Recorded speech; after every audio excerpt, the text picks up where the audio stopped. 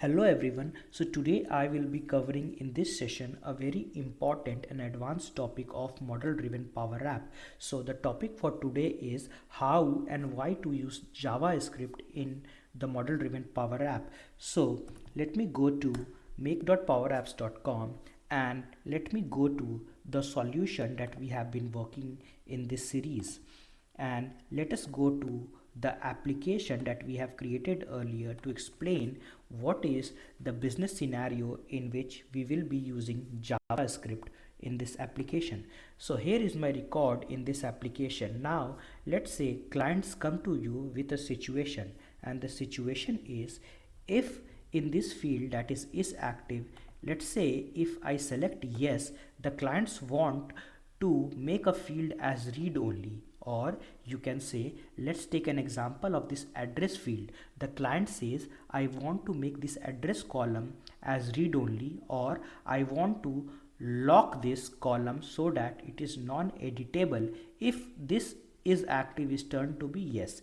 So that is the first scenario that we will be covering. The second scenario that we will be covering is, this form has two sections. One is the info section and the other one is other details section. So what client is expecting us to do, if this is active is selected to be yes, he wants to completely hide this other details section from the form. How to achieve this? Now the short answer is the JavaScript code. Now let's check this out in action. So back to the place where we began, I am into the solution that we have been using in this video series. Now let me go to the Visual Studio where I have already used the code to do this thing. Now I will explain this code in detail. To use a JavaScript, we have to create a function. So I have created a function that says function test visibility. Test visibility is the name of the function, and since we are using model driven app and the model driven app is based on the top of forms and views, so we have given the execution context of the form. Now I have declared a variable here that is form context, and I am getting the form context into this variable. Now I am declaring another variable that is active, and within this active variable I am using get attribute function, which means to get the value of this attribute. So if you go to the solution and if you go to the table and if you go to this one and if you go to the columns, now if you remember, I have the is active column over here. So I go to the is active column, and within the is active column I see within advanced options the actual logic name of the is active column. So always remember, we shouldn't use what is the display name over here, we should use what is the logical name over here, and this is case sensitive also. So I will take this logical name, and that's why within get attribute I have used the logical name, and then get value function is used to retrieve the value for this column at a particular instance of a record. Now I am checking a condition that if my this variable, the value that is coming in this variable, that is the value that is coming from the solution is active, is true. That means if it is yes, if it is yes, then I am saying I am using a get control form context, and within this get controlled form context I am saying that I want to disable or lock the address field. The SLN underscore address is again the logical name of the address field. So if I will go here and I will search for address, and you will see that the logical name of this address field is sln underscore address. So here it is, sln underscore address. So this is the JavaScript code that will make a lock on to the address field onto the application when the is active field is turned to be yes. So let me copy this code, and let us open a notepad and let us put this code over here, and go to file, save as. Let us save this file with some name. Let me call it as test for lock and hit save and go to the desktop, and we will call it as JavaScript file. So remember to add .js at the end, and we will hit is save, and this is saved. Now we will go to our model driven app and we will add this JavaScript file. So let me go to the apps, not apps, let us go to this table and let us go to the forms and let us pull out the form that we are using inside our application. So let the form to open. So once the form is open, we will see that here it's said as the event, but the event can be an on save event or on load event, but what we are trying to accomplish here is on change event. So if you will click on is active field, because we will be applying the event, or we will be triggering some event onto the change of this field. So this is called as the on change event. So go to the events now and add a library. So the library means your JavaScript code. So you will see a button that says plus web resources. That means you have to add your web resources here. Click on this and it will ask you to choose a file. Now hit on choose a file, go to the location, and remember the name that we have used is test for lock. So test for lock is a JavaScript file that we just created on the notepad. Just hit open and give it a name. I will give it a name as test for lock only. Copy this and give it here. Okay, it's a type of JavaScript. I will go to the advanced section and make it as English and save and publish. So I have just added a web resource into my application. That web resource is a JavaScript file. Once it is saved, I will just here search for the JavaScript file. So I will hit test and my file is test for lock, this one. I will hit this one and I will add, and once it is added, I will go to the on change event for this field and I will add the event handler. So you see that test for lock is already added into the library and it is event type as on change. Now I will have to pass on the function that we have used in our code. So if you remember, the function that we have used is test visibility.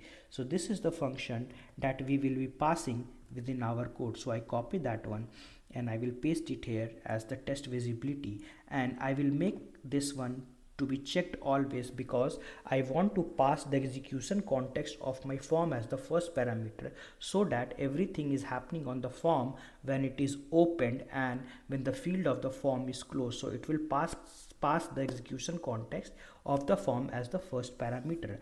I will hit done and then I will hit save and publish. Alright, so we are done with our first use case. We are done with the first scenario that will help us to lock or hide a field based on a change of another field. So let's wait for some time. So now it is saved and published. Now let's go back and let's play our app. So I go to my app and then I hit play button. Now let's see.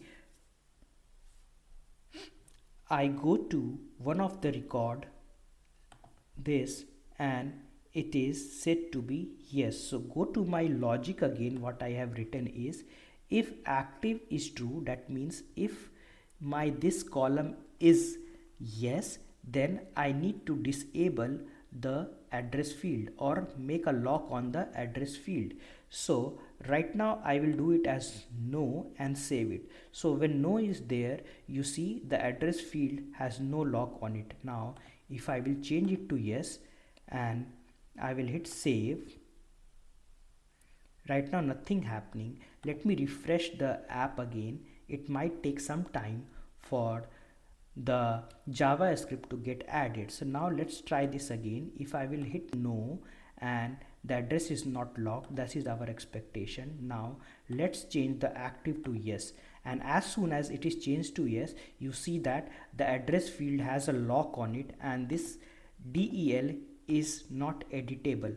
So that's what we were trying to achieve. So that is our first use case.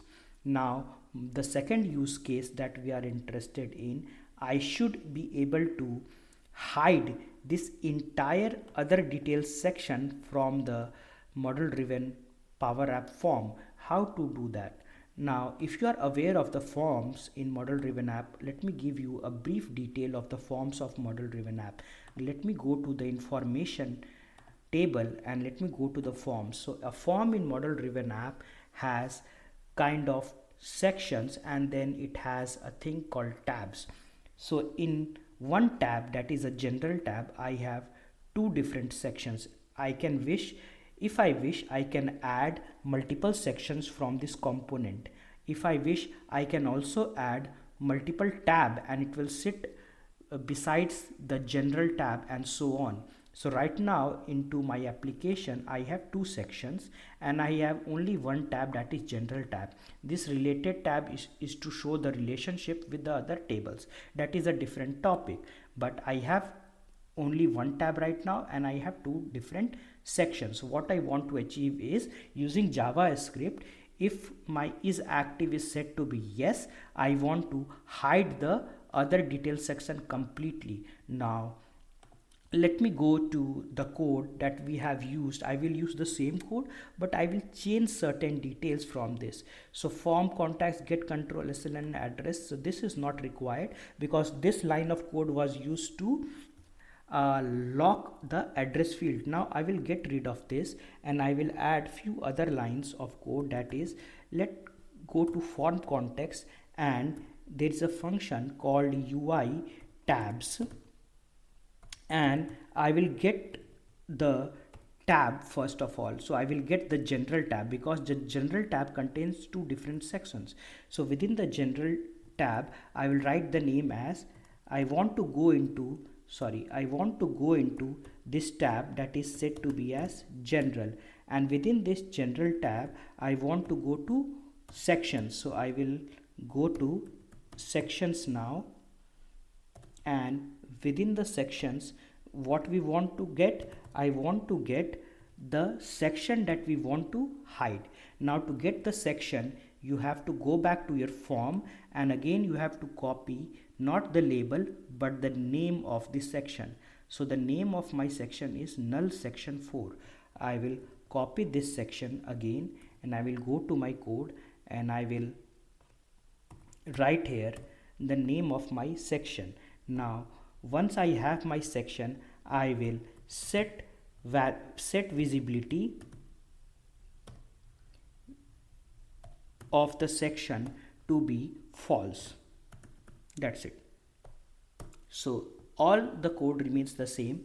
The only change that I have done is for my form context that is open right now, I have used a function ui.tabs.get to go to my tab in which I am working, that is the general tab. From the general tab I am going to the section in which I want to hide the section. To sections.get will go to the required section that I am going to hide. Dot set visible is I am changing the visibility to false, or I can change the visibility to 2 in the try catch kind of a way, or this code can be extended to all different tabs and all different sections all together. Now let's say I will copy this code and back to the back in my notepad I will just modify test for lock function and I will hit save, cancel out from here. Now we will go to the app again and inside our form let me go to this on change event again. So on change event is applied on is active. I will go to the events and I will select this one. I will just edit over here and I will again upload the JavaScript file because I have made the changes. I will again go to choose a file and I will search for test for log. I will hit open and now give it another name, test.log123, and hit save.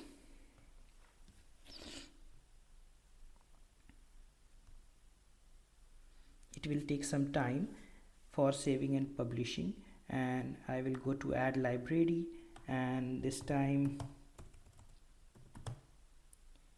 test for logs. Oh, somehow it is not here right now. Let's add another one. Let's go to test for log again and give this a name as test again. Let's say test again and test again. It's a JavaScript file. Save and publish. It's getting published. Again, search here for test again as the name we gave as test again, and it's there. I want to add it as a library and I want to select this library. So test again. I have not changed the function name. If you remember, the function name is still the same, test visibility, and pass execution context and enable is done. And I will hit done. I will hit save and publish. So now what is the thing that we are expecting? That it should hide the section completely if it is selected to yes. So if an event is selected to be yes, it will, the event handler will hide this one. Now let me close this app again and let me go to our solution again, and let us go to the app again and let us again open the app.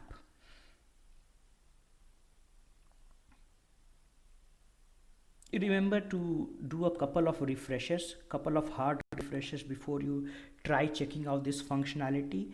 And now let us open or let's say let us create a new record this time, and I will share the customer name as Kumar R and the address is DEL, and right now it is not active. The start date is, let's say, May 1st, the end date is 13th, and let's just hit save. So nothing is expected when is active is turned to be no. Now let's turn the is active to yes, and you see as soon as the is active is turned to be yes, the lower portion of the form, the lower portion of this app disappears. So it is actually hidden from the JavaScript code that we have used right now. So that's it. So you have seen two different functionalities of using JavaScript, and this will be very helpful for complex business scenarios in which you have multiple tabs, multiple columns to be hidden, multiple sections to be hidden or unhidden, and you can use these logics in whichever manner you want.